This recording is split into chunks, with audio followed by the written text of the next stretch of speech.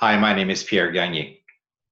At some point in time, every company will be looking at replacing their systems, using software packages, and working with software vendors.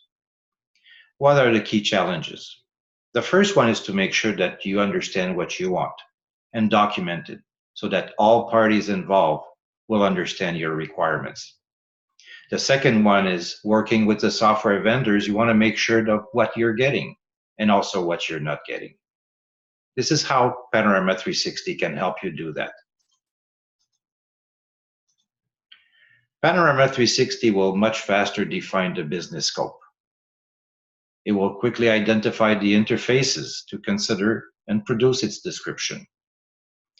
It will rapidly document the functions needed for the project team and the vendors. And it will produce a common reference and traceability model. Panorama 360 has a number of components, from capability maps, information structures, functional structures, processes, metrics, stakeholder lists with definitions, activities, as well as the integration within the organization. All of these will be required to identify what is needed from the software package.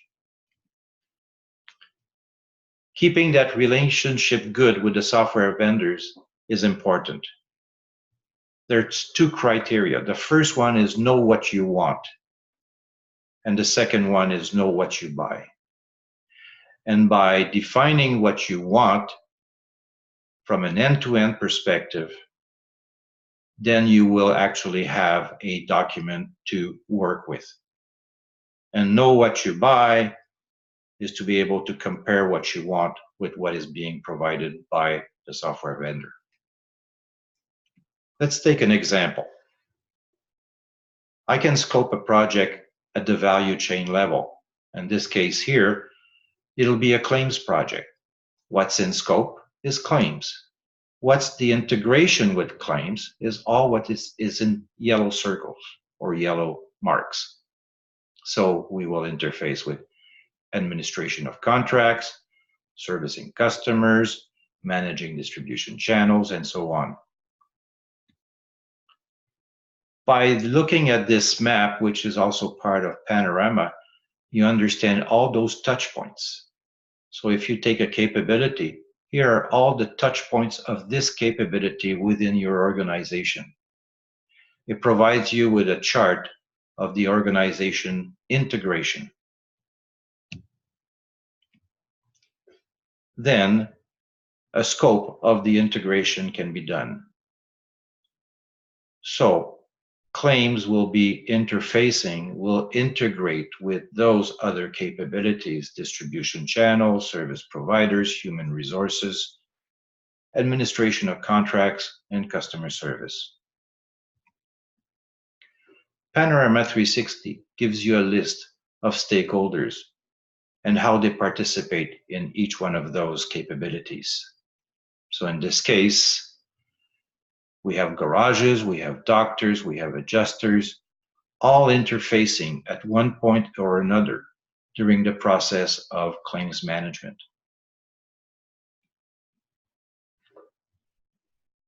Within Panorama, once you have identified the stakeholders, you can actually map what is being exchanged between each stakeholder and the capability itself.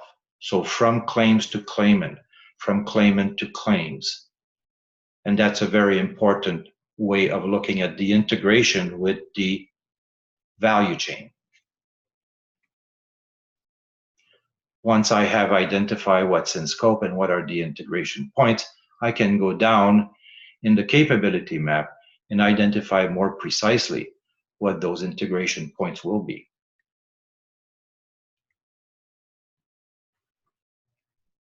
Once I have those in scope capabilities, I can identify all the capabilities, which are also provided within Panorama, with a definition of those capabilities.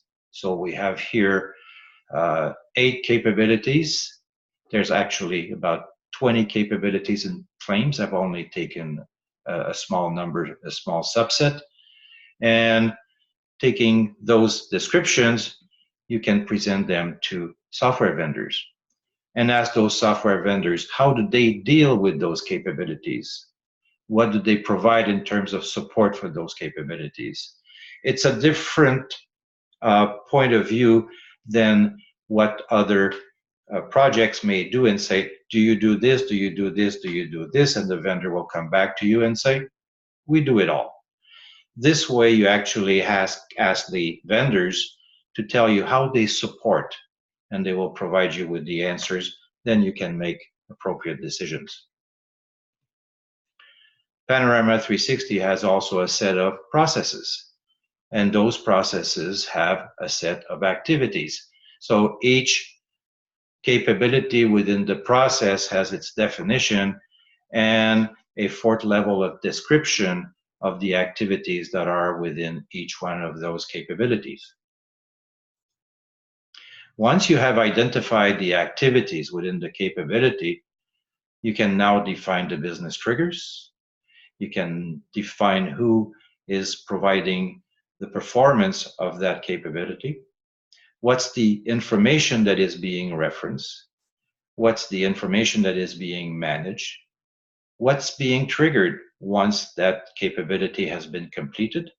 And most importantly, and that belongs to you as an organization, for each one of those activities, what are your rules and what are your algorithms? By doing this and by comparing it with what the vendor will be providing, you can actually identify what's going to be provided and what's not going to be provided by the vendor. However, whatever is not provided by the vendor will be manually done, or you can actually build another component to it. But then if you decide that it is manually done, it still has to be done. There's still procedures that have to be done.